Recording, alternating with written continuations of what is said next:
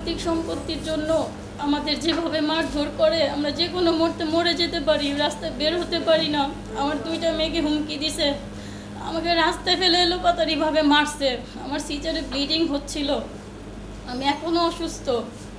আমার মা যদি না যেত, আমার ভাইটা আজকে মৃত হয়তো 19 দিন হয়ে যেত। আমাদের যেভাবে পারে সেভাবেই আমাদেরকে মারধর করে, অপমান করে, কোনো জায়গায় আমাদের ছাড় দেয় না। আমার ছোট ছোট মেয়েগুলি ক্লাস 10-এ পড়ে, ক্লাস 6-এ পড়ে, ওদের অ্যাসিড নিক্ষেপ করবে, ওদেরকে এলোপাতাড়িভাবে রাস্তায় ফেলে মারছে। হুমকি দিছে স্কুলে গেলে ওরা ওইটা সেটা করবে, অপহরণ করবে, বাসা থেকে টাইনা নিয়ে ওদের বাড়ির ভিতরে নিয়ে গেছে। আমার এই ভাইটারে মারছে, আমাদের কাউকে ছাড় দেয়নি। আর আমার মাকে তো ছোটোবেলা থেকে মারতে মারতে এই পর্যন্ত আসছে। আমি নতুন সরকারের কাছে ন্যায্য বিচার চাই। আমাদের যতটুকু আমাদের ন্যায্য সম্পত্তি পাই ততটুকু আমাদের একটু নিয়ে দেখ। আমরা আর কষ্ট সহ্য করতে পারছি না, আমাদের অনেক কষ্ট হচ্ছে। আমাদের ভাই বোনদের ছোট ছোট বাচ্চা, ওরা পানি, গ্যাস, কারেন্ট সব কিছুর কষ্ট করতেছে। আমাদের কোনো দিক ছাড় দেয় না, সব দিক আমাদের অত্যাচারের উপরে রাখছে। নোংরা গালাগালি পারে, রাস্তার খারাপ মানুষদের দিয়ে অপমান করায়, মিথ্যা মামলায় জড়ায়, আরও অনেক কিছু করে। মানে কোনো দিক বাদ রাখে না, আমাদের ভাড়াটিয়া বানায়, তারপর গুন্ডা বাহিনীদের দিয়ে আমাদেরকে অত্যাচার করায়, থ্রেট দেওয়ায়।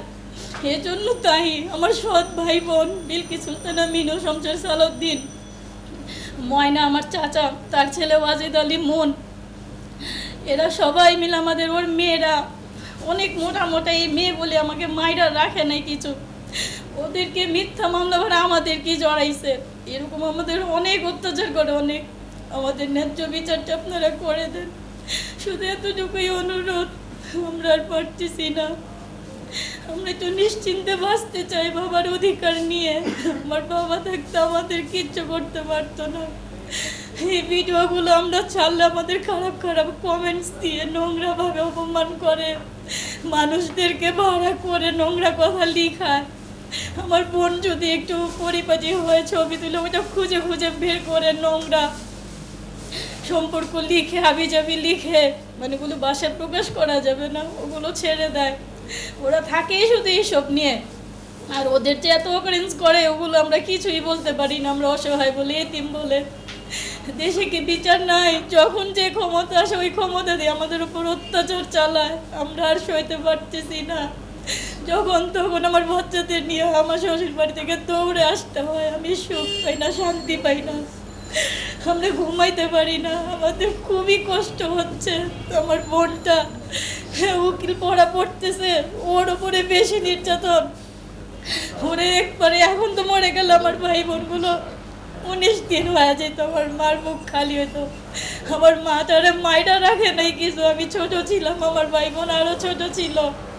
আমাদের এলাকা কেউ সাহায্য করে না। আমি অনেক বছর, 8 বছর দৌড়াইতে দৌড়াইতে আমি রোগ হয়ে গেছে আমার। এখন আমার বোনটা দৌড়ায়। আমাদের বাটোয়ারা মামলা চলতেছে, কোর্টের থেকে বারণ করে, তবু ওরা কাউরে মানে না। ওদের এত শক্তি, এত টাকা পয়সা নিয়ে বসছে, এত পাওয়ার নিয়ে বসছে, এর শেষ কবে হবে আমরা জানি না।